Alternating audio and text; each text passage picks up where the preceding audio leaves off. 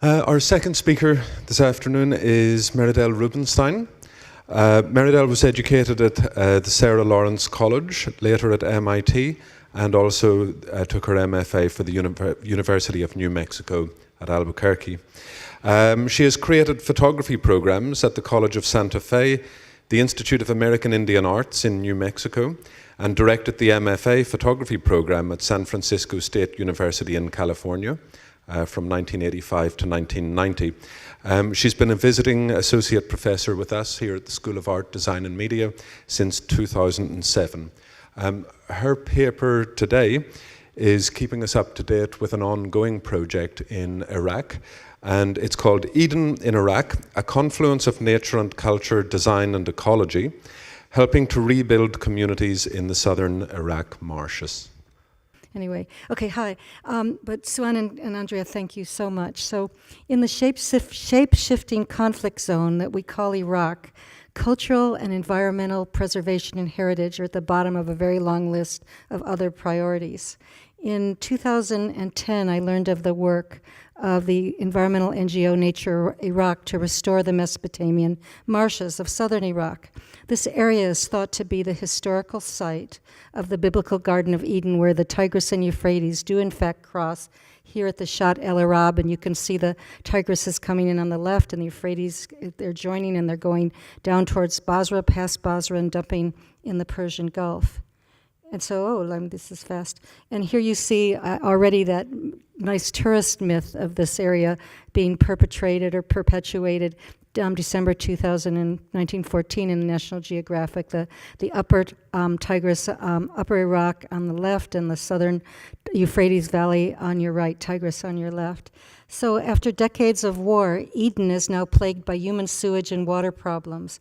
By using wastewater and environmental design, we are in the process of creating a restorative we're in the process of creating a restorative public wastewater garden that can promote cultural memory and healing, while at the same time providing better hygiene and environmental education.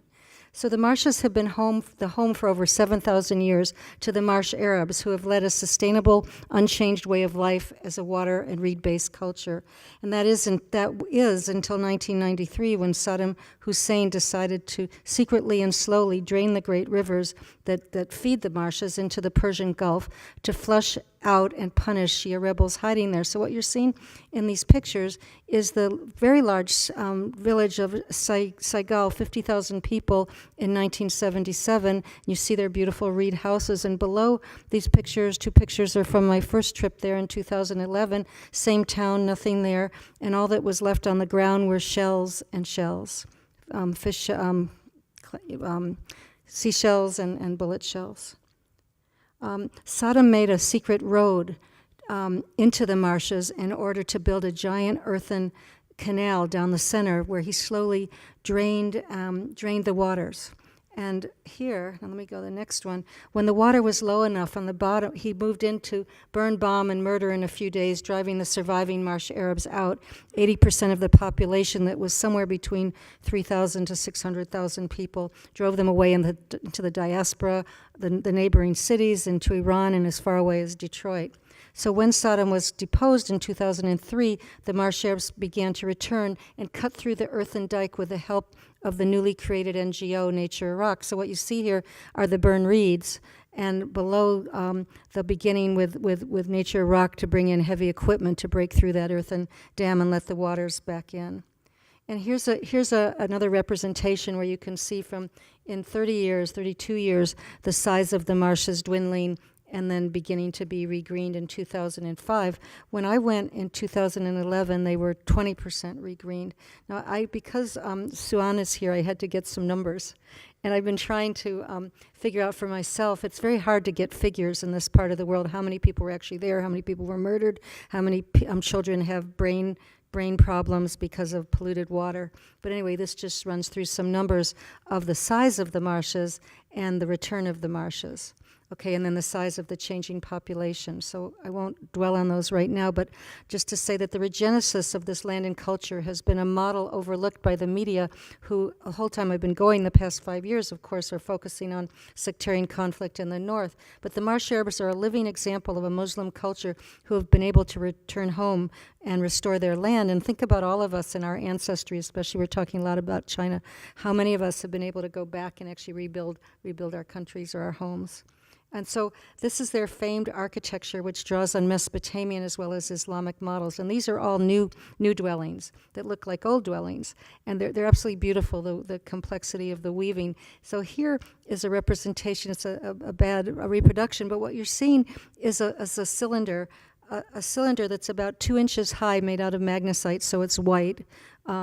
White with it. What they're saying it's a ram, but it's really a water buffalo. And what you're seeing is these were little engravings that people made. I'm going to talk more about them, but they made them to before cuneiform to just communicate. So here somebody's made a drawing of their home, and so when they got to visit their friends in another part of the country, they could stamp on the sand, flatten the sand, and then roll this out and get this drawing, probably one of the first landscape drawings. But what you're seeing is actually this. And this is from, you can see it's from Uruk 5,000 years ago. So here, and so this garden, where we're building this garden is part of the Cradle of Civilization. And what you're seeing here, I think most of you know about this, I hope, but the Middle East, this part of the world is where writing, the first cities, where writing comes from, where the code of law. And so what you're seeing here on the top is the ziggurat of Ur, and below it, when you get to the top, there's the the moon god's temple.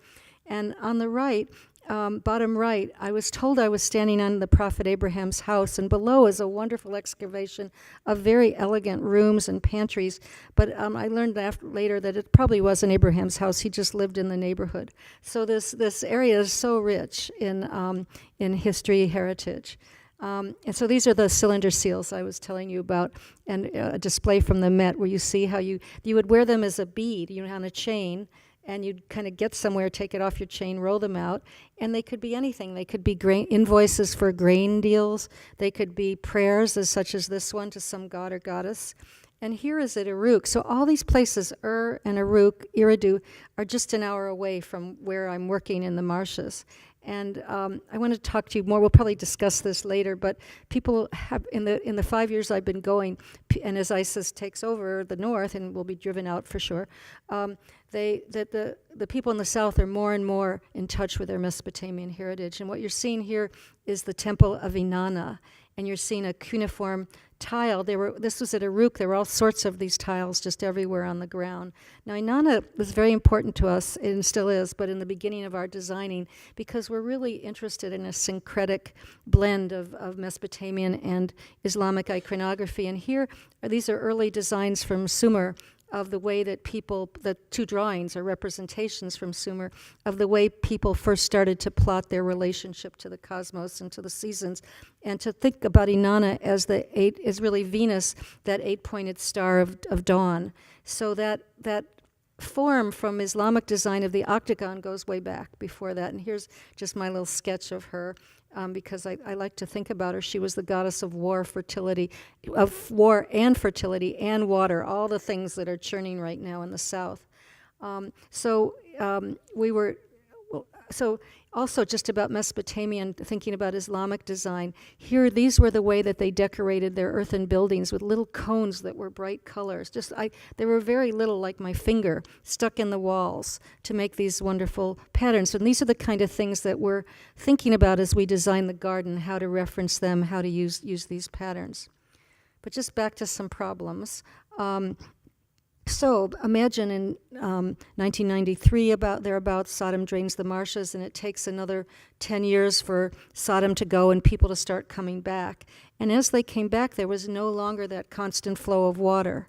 And people were now, for the first time in a long time, building solely on dry ground, so sewage problems are still going on, where people are building on top of each other, so sewage will come through somebody's living room or just down the street.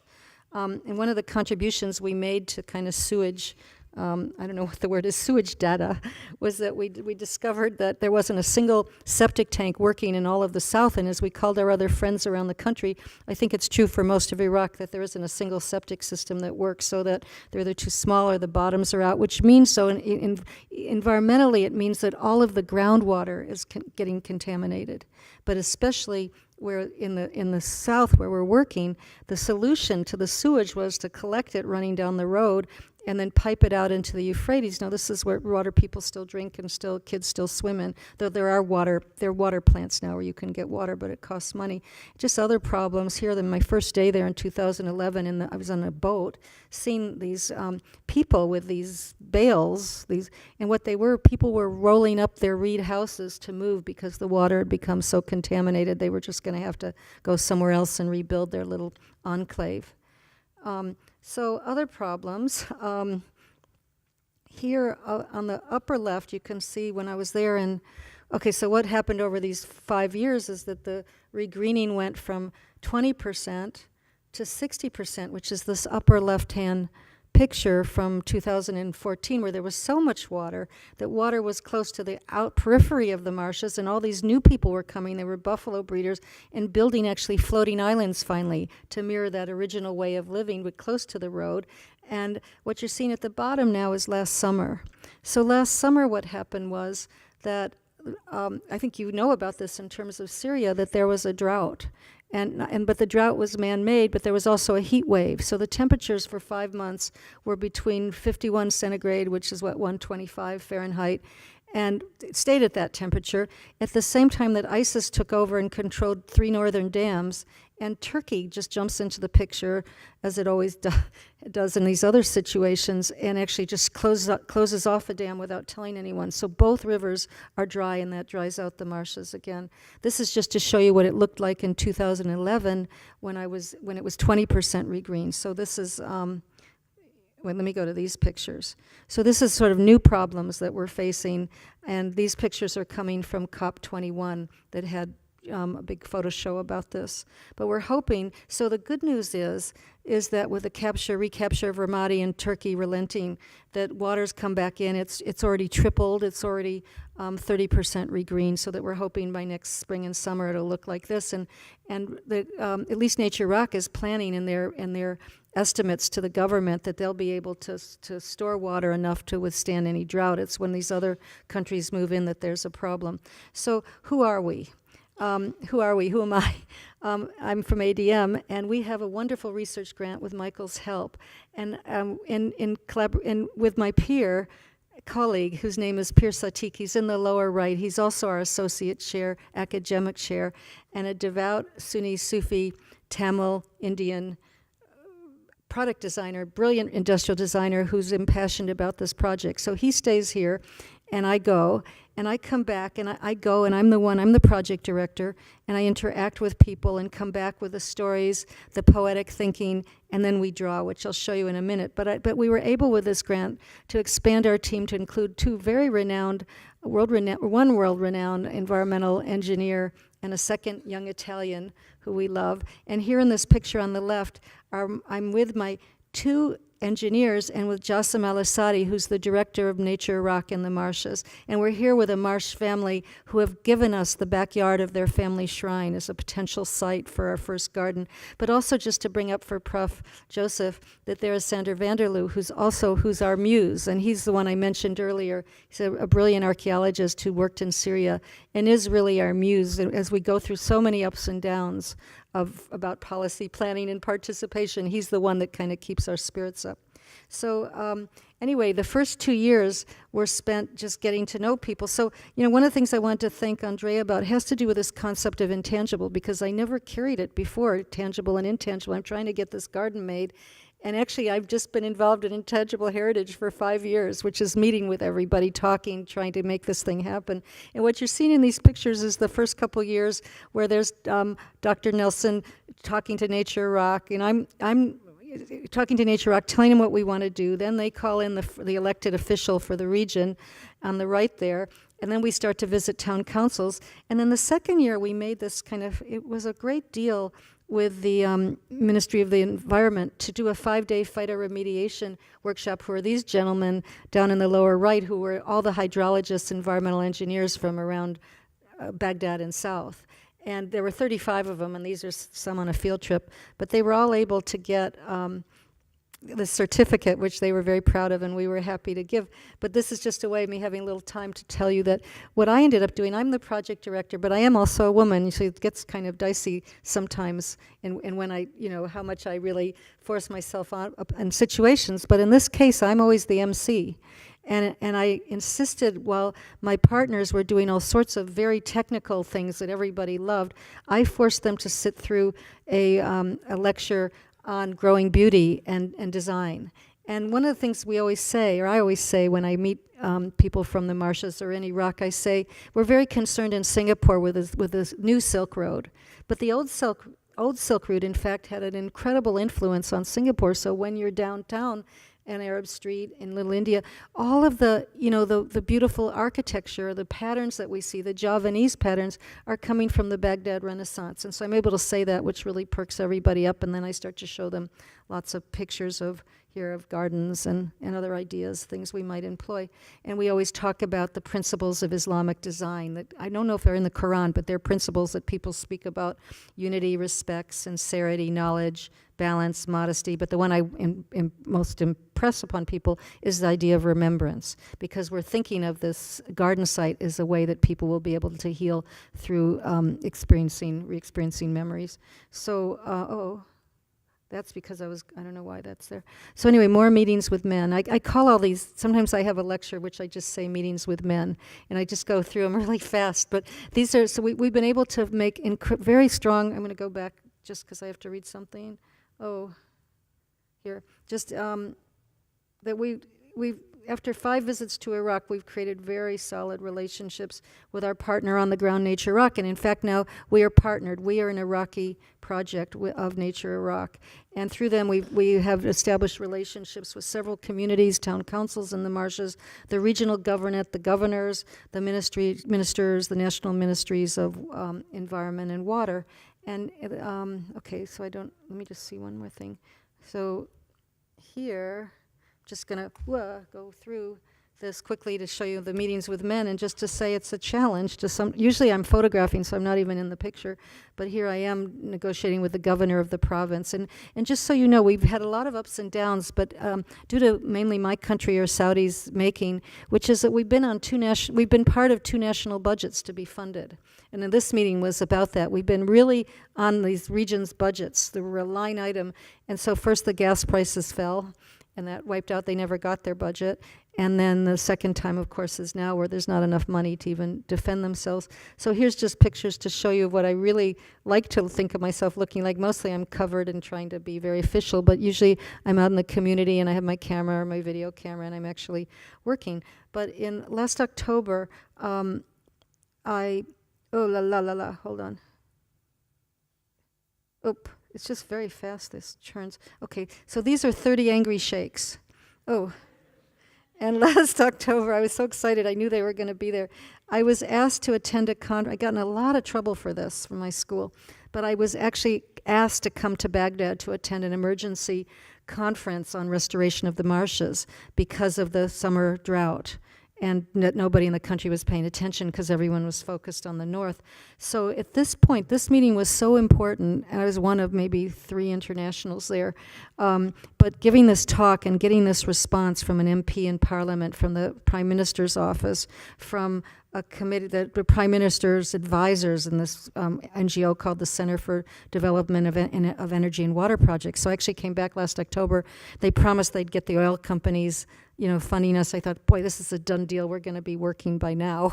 And instead, all this stuff has happened all over the world. So I still have hope. I still even have hope I'll go back there soon. But anyway, we're a little bit stalled, and we could use your advice, of course. So so again, I'm going to just show you our designs. I can get this done in time, Michael, I think.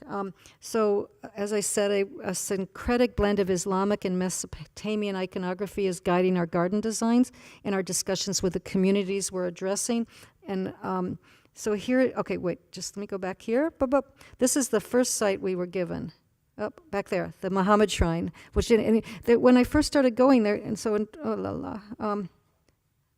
I going the wrong way? Maybe I'm going the wrong way. Give me a second. There.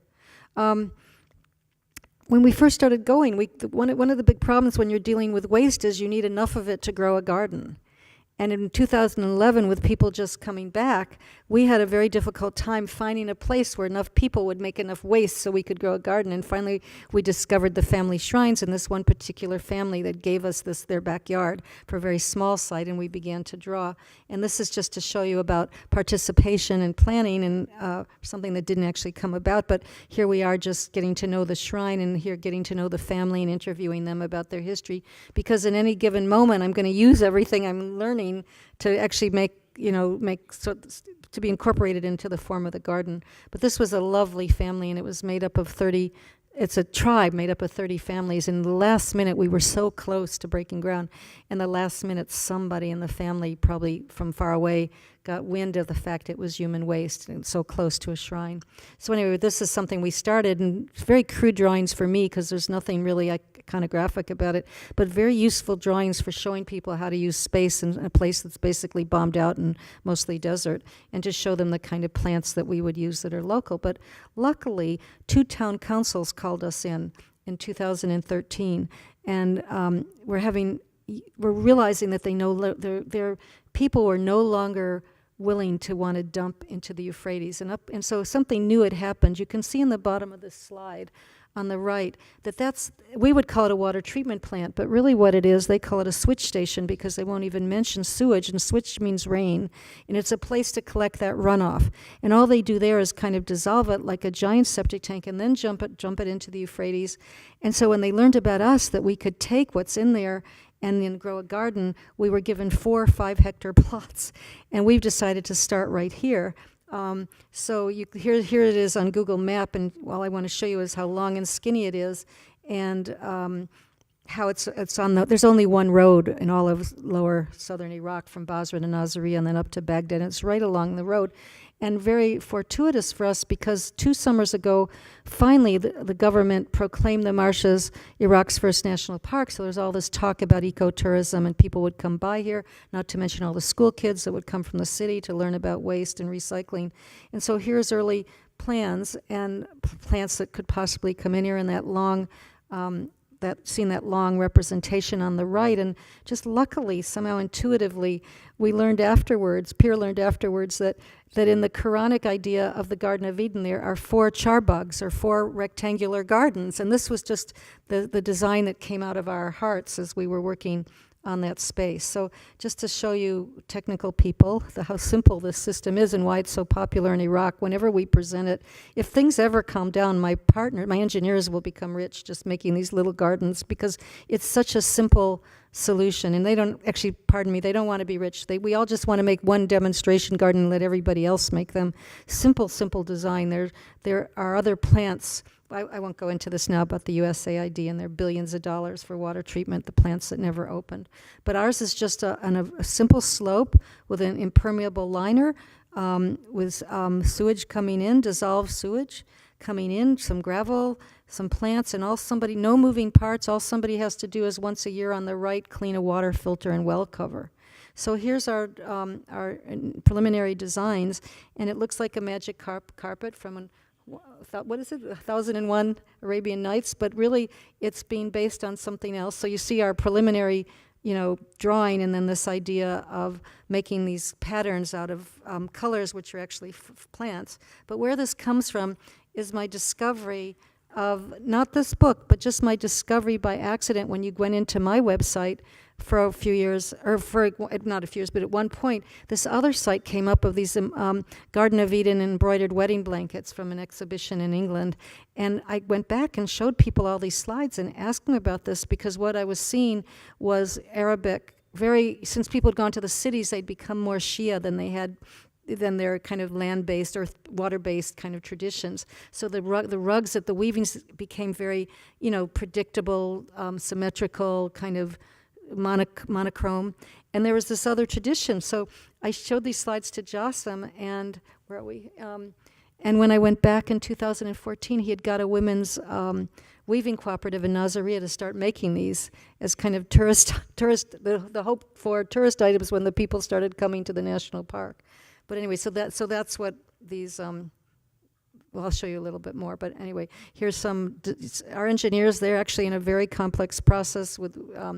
Mainly more about water testing and how volume and things like that, which I won't go into right now. But here, just showing you sort of what I call Disneyland reproductions from 3D imaging in our school with the help of wonderful work studies. But as we begin to lay out the space and see what we can put on it, it gives you an idea of those kind of organic patterns we can have based on the different colorations of the flora. And so on the upper left, that's from the northwest, you see the water treatment plant, which luckily just gives us all that sewage.